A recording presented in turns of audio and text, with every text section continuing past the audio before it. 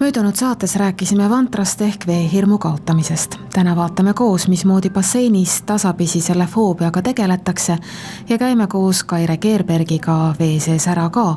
Tema just otsustas mõne aja eest oma veehirmu seljatada. No vesi on ju kõikidele suur armastus ja tõmme, kõik tahaksid vette saada, aga mina pole seda elus saanud, sest mul oli nii suur hirm tänu sellele, et lapsepõlves lihtsalt oli üks selline kurb õnnetus, et ma vajusin vee alla ja pärast seda ma olen kartnud. Ja tegelikult väga on tõmmanud kogu aeg vee poole. Ja siis selle suure tõmbe peale ma leidsin sellise inimese nagu Kristal. Ja tema aitas mind. Sellega oli üldse tore lugu, et selleks, et Kristaliga kokku saades, ma mõtlesin, see on mu ainuke võimalus, et olla juba 45 aastane, mitte saanud ujuda, siis et see on ainuke võimalus ja siis me kohtusime Haapsalus, me sõitsime mõlemad selleks Haapsallu, et tundi teha suvel. Ja see oli tõeline suur elamus, sest et siis, kui ta mulle maski ja toru pähe pani ja minuga vestles ja mind toetas, siis ma enam väga veest välja ei tahtnud tulla. Ega esimesest tunnist ma veel sellest hirmust üldse võitu ei saanud, et esimene tund ma sain lihtsalt teadvustasin, et Kristal Jabega ma pean selle hirmuga tegelema, et kes on siin peremees, kas see hirm valitseb minu üle või mina saan sellest jagu. Kristal üritas mind natuke rohkem seal kukerpalli teha, aga ega ma rohkem ei jõudnud, sest et see hirmust nii ruttu ei saa jagu. Aga õnneks ta tegi sügisel kursused ja siis kursustel käies, siis hakkas vähehaaval neid harjutusi tehes, hakkas hirmust järjest rohkem üle saama. Mida siis tähendab veehirmu seljatamine, mis elus sellega muutub? Kõige suurem, mida inimene saab endal lubada, on hirmude ületamine, see vabadus, mis siis saabub. See annab nii palju julgust ja siis avastad, et ei olegi midagi karta siin enam. Et tuleb julgelt teha asju, see julgus ja see vabadus. See on kõige suurem väärtus, mis elus on. Ja see ei lasegi elada ja hoiab kinni kõiges. Sest see veehirm oli ju ka lihtsalt üks hirm minu sees, mingi halb kogemus, mida ma ei olnud suutnud ületada. Kristal Raalaksmi meenutab esimest kohtumist Kairega mitte just kõige sügavamas vees. Mina mäletan seda, et esimese osa me alustasime üldse laste basseinis, kus tõesti vesi oli seal võib-olla pahkluuni ja natuke lihtsalt, et ta saaks selle kogemuse, et on nagu tore isegi käte peal lõdvestuda, lasta ennast nagu lihtsalt kontroll käest ära.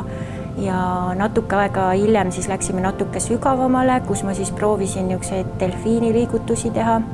Ja seal siis juba hakkas ta vaikselt niimoodi nii-öelda siis kontrolli lahti laskma ja juba võib-olla 7 minuti pärast oli ta juba täiesti sellises voolamises, seal paar tõmmet ma sain teha, nii et ta lasi ikka täiesti nagu lõdvaks. Ja siis ma vaatasingi, et väga hästi juba nii-öelda läheb ja läksime suurde basseini, kus ma siis üks tehnikatest, mis siis on tulnud just selle veehirmuga töötlemisel, on kukerpalli tegemine siis teatud moodi, sest see nii kui sa keerutad seda keha vees, siis ajus on mingisugused ühendus nii-öelda klemmid või asjad, mis nii-öelda ühenduvad sellest lahti ja siis ongi põhimõtteliselt see on üks esimesi asju, mis koorib nii-öelda selle hirmu nii-öelda riietest paljaks ja siis tal ei olegi kuskil enam hoida ennast kinni ja me tegime esimese vist kukerpalli tegime ära ja siis Kaire oli nii nagu hirmu täis, et ei saa rohkem teha, et nüüd on nagu piir ees, et rohkem ei saa. Ja siis ongi ka, tuleb ka seda austada. Aga mis on olnud just viimastel kordadel ka, et kui ma kas või veeklasse teen, kui ma küsin nagu sellise asja, et kes on see, kes siin praegu nagu kardab, kas sina või hirm? Ja inimene peab tavaliselt ikkagi 100% vastama, et tema ei karda tegelikult, aga hirm kardab. Ja see on siis see, kes on see kapten seal selle inimese keha sees, kes on võtnud siis selle kontrolli üle ja kui nüüd inimesele natuke hakata ka selgeks tegema, et kuule, tegelikult saab täitsa, ka sina saad olla see boss ja näitame nüüd siis hirmule koha kätte, siis mõnikord on väga nii-öelda drastilisi meetmeid selleks vaja olnud, aga me oleme saanud hakkama. Kristal Raa kinnitab, et temaga toimub veehirmust jagu saamine sujuvalt ja väga pehmelt, kuigi vahel tuleb olla ka natuke otsustavam. ma loen inimeste energiaid, ma näen, mis tema sees toimub ja see on hästi suur vahe, millega saab nagu tõesti väga kiiresti ja kaugele. Pluss, kui me oleme kehasoojas vees, kehasoe vesi võtab ja lõdvestab inimesi juba ka 80% võib-olla maha ja võtab nii-öelda selle pinge või kanguse juba ära. Aga üks asi, mis ma mäletan, Kairel oli ka nii nagu enamus inimestel, kellel on veehirm, ta hoiab ennast niivõrd nagu pinges, et ta kasutabki kuskil võib-olla 90% oma elus ka, et hoida ennast ise pinnal oma elus samamoodi. Ja see tähendab seda, et ta kontrollib kõike, ta ei usalda inimesi, ta pingeliselt teeb kõike siis nii, nagu mõistus nii-öelda juhatab. Ja see elu on hästi raske ja katsumuste rohke ja kannatusi täis.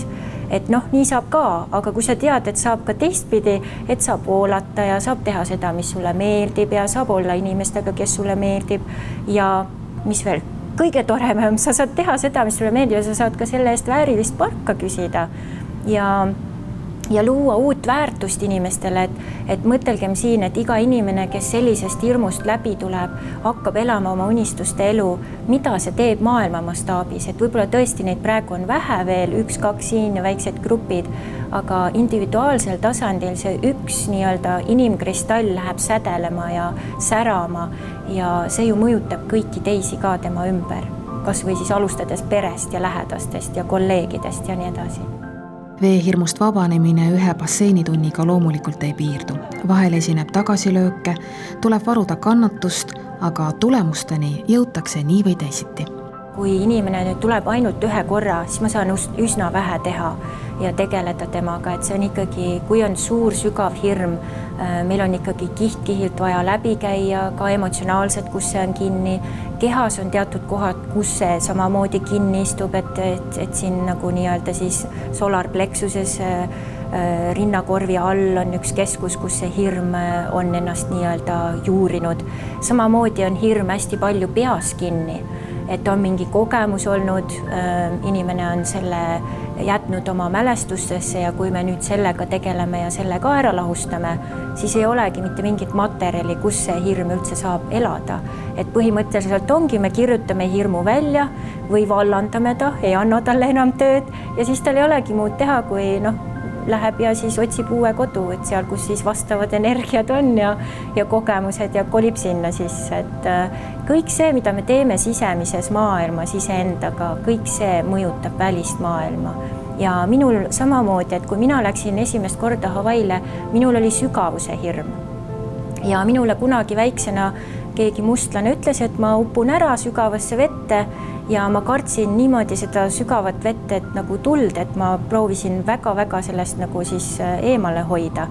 Ja läbi erinevate siis ka veeteraapia kursuste ja tehnikate, pluss siis veel ka vaba sukeldumise litsentsikursuse läbi tegemine, õppisin ma täiesti vees ennast vabalt tundma ja nüüd ma tean, et ainus variant mind nii-öelda põhja lasta on, kui paned mingi kivi külge, sest vastasel juhul ma tean, mida vee all teha ja kuidas teha. Ja kuna ma hoian ka kogu aeg veetreeninguid väga au sees ja teen seda regulaarselt, siis kõik minu elus voolabki.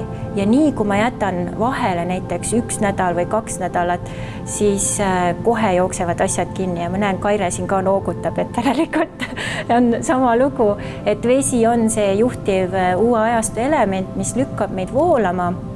Ja eriti Eestis, kus ikkagi võib-olla neid vastupanu energiaid, kas kollektiivselt või muul moel on päris tugevaid veel olemas, et siis iseendaga individuaalselt tegelemine, kas või tõesti, kui muud ei saa tõesti see soolavann või lihtsalt spaas käia vahete vahel, et juba see on suur algus ja abi.